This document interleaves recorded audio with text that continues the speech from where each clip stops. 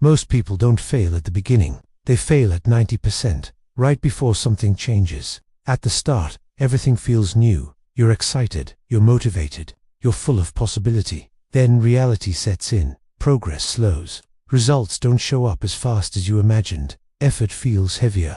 Doubt gets louder. You start asking yourself, is this even working?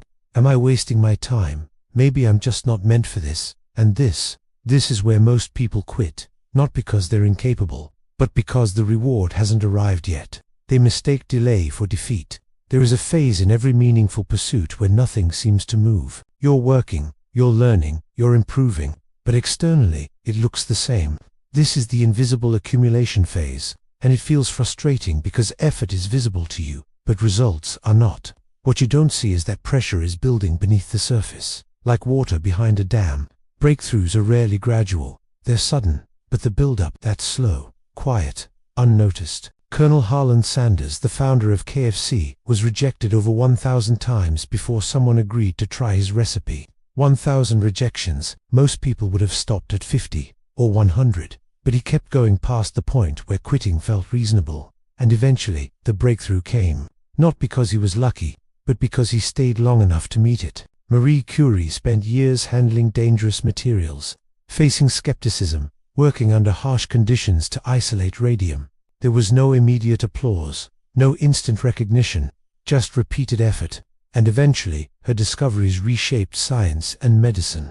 But if she had stopped when progress felt invisible, history would look very different. Right now, you might be in your 90%, the phase where it feels repetitive, the phase where growth is internal, the phase where quitting seems logical. But quitting at 90% turns potential into regret.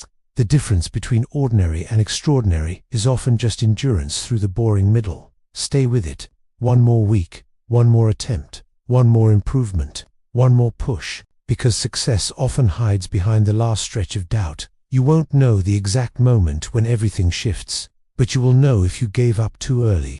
And that feeling, the what if I had continued, lasts longer than temporary frustration. So if you're tired, good. If you're doubting, normal. If you feel unseen, expected, it doesn't mean you're failing. It might mean you're closer than you think.